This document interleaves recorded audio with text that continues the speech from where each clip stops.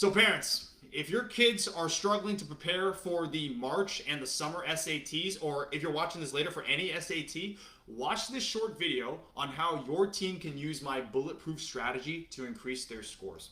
Okay, so if your team has 3 to 6 months to prep, I want you guys to use this strategy and apply what I'm telling you in this video, okay? If you guys want a full comprehensive diagnostic so that you can start the first step, just go ahead and send me a DM, right, or comment below this video. I'll reach out to you.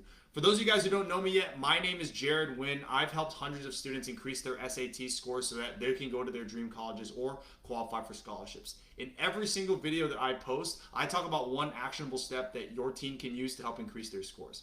With that being said, let's get straight into this. Okay, today we're going to go over the no BS strategy to raise your team's SAT score. The first thing that we got to do is we got to diagnose and enhance. We need to conduct a complete diagnostic on your team so we can see exactly where are their strengths and where are their weaknesses, okay? Because by identifying, hey, what are your team's biggest weaknesses, we can map them out a very easy to follow roadmap to get them the most benefit in the shortest amount of time. All right, because a lot of students, what they do is they spend way too much time practicing things that they already are good at, and it gives them a false sense of security when they come to the test. Okay. Also, if your team is super busy, I'm talking about like, they're in multiple extracurriculars, multiple sports, or whatever it may be, this step is really important because we only want to spend time working on things that they really need to work on. So we need to get them the most bang for their buck in the shortest amount of time. All right. If you don't know your weaknesses, then you can't do this step. You cannot get the best bang for your buck in the shortest amount of time. All right? That's why it's so important to diagnose your weaknesses. Step number 2 is what we call here apply and practice. This is why step number 1 is so important. Once you understand what exactly your team is the weakest in, this is when we give them, or this is when you should give your team real SAT problems that mimic the same problems that they're missing in step number 1. Families, there are over 60 SAT concepts on every single SAT. All right, the College Board, unfortunately, only tells you about the big 8, but there are 64 sub-concepts within those 8 categories. All right, so now, since we know from step number 1 which ones we're needing the most help on, we need to use real SAT problems that mimic their current weaknesses. All right, now, this is not enough to just do this one time, and we'll get to that, but wouldn't you agree that if your team is improving, their weaknesses are probably going to change, they're probably going to evolve. So we want to make sure that when you're doing apply and practice, we're focusing on your current weaknesses, not the ones that you had 3 months ago, not the ones that you're going to have. No, your current weaknesses. All right, so that way, again, you don't get a false sense of security going into the exam because we're spending all of our time just working on our weakest problems. Step number 3 is what we call here simulate success. This is the most important thing for the majority of your students right now. The whole point of simulating success is to put your team in a test-like environment so that they're not just conceptually prepared for the exam, they're mentally prepared for the exam as well. You don't know how many students I've talked to in the past and they're like, I knew how to do these problems, but I was freaking out the entire time on the exam. So we weren't getting the results that we were looking for. We were making silly mistakes. My test anxiety was super high. I wasn't very confident going to the exam. If that sounds like your team right now, then hey, number 3 is going to be extremely important.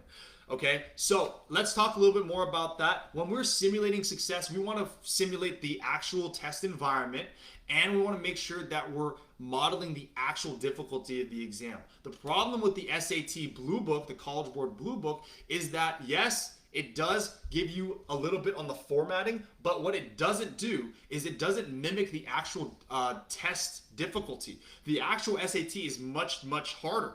That's why a lot of students are like, hey, I got a 1500 on the digital SAT Blue Book, but on the actual test, I bombed it. I got a 1300. That's because, number 1, the Blue Book is not the best mimicker of the difficulty, but also you're not proctoring your exams. That's why I have all of my students, they do slightly harder exams that are proctored, okay? Because you're going to be proctored on the actual exam, all right? Now, families, it's not enough just to go through everything once around, okay? People think that studying for the SAT is a very linear process. And in some cases, most of the times, yes, it is most of the time linear, okay? But it's not linear in the way that you think. Like, people think that you can go to step 1 to step 2, step 2 to step 3, and step 2 to step 3 again, right? And then you're done, right? And you get the score that you're looking for. That is honestly rarely the case. This is not a step-by-step roadmap. This is a cyclic roadmap, okay? So if I draw this right here, okay, that's step number 1, diagnose and enhance. That's step number 2, apply and practice. This is step number 3, simulate success, okay?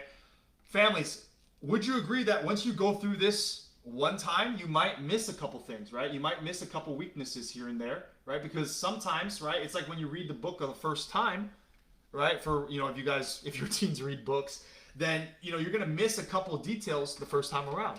So that's why I guess what we got to do. We got to go around the circle one more time. All right, so that we can fill in these gaps from the previous time, okay? But again, as I mentioned before, as you get better, as your teen gets better, they need to go, they have to change their weaknesses, or their weaknesses change again, which means that we need to apply and practice again. So that means, guess what? We got to go through another time around to fill in the new weaknesses until we get to the point we're getting the score that we're looking for. All right. Now, in terms of the logistics, like, hey, Jared, what does this actually look like on a day-to-day basis? Let me just go ahead and show you. For those of you guys who've been following me for a while, you guys may have seen a couple of my case studies with my previous students where they only need 30 minutes a day to be successful, okay? So here's the raw data of how our students get results. So over a 12-week period, right? So typically a stay is around 12 to 24 weeks. Over a 12-week period, this is what it looks like. 1,200, sorry, wrong period's in the wrong place. Sorry, 1,200. 1,200 SAT problems, okay? And then a weekly diagnostic. It's that simple, and let's talk about that a little bit. Okay, so you're probably thinking, Jared, 1,200 SAT problems? That's a lot. Well, if you just look at it face value, then yeah, sure, it looks like a lot, but you need to recognize this. This is 1,200 divided by 12 weeks. So that's just 100 problems per week, right? And most of my students practice 5 days a week. So if they do 5 days a week divided by 5, that's just 20 problems a day. That's all you need, guys, to get the results that you're looking for. Because 20 problems a day, that's just equivalent to 30 minutes every single day. Guys, if your team doesn't have 30 minutes to get the results that they're looking for, then I don't know what type of miracles that you guys want. 30 minutes a day is all you need to get the results you're looking for. Now, in terms of this weekly diagnostic, let me show you guys what this cadence looks like. Okay, so we first give the full diagnostic, right? And then week 2, we would give you a math-only diagnostic, which is half the length of a full test.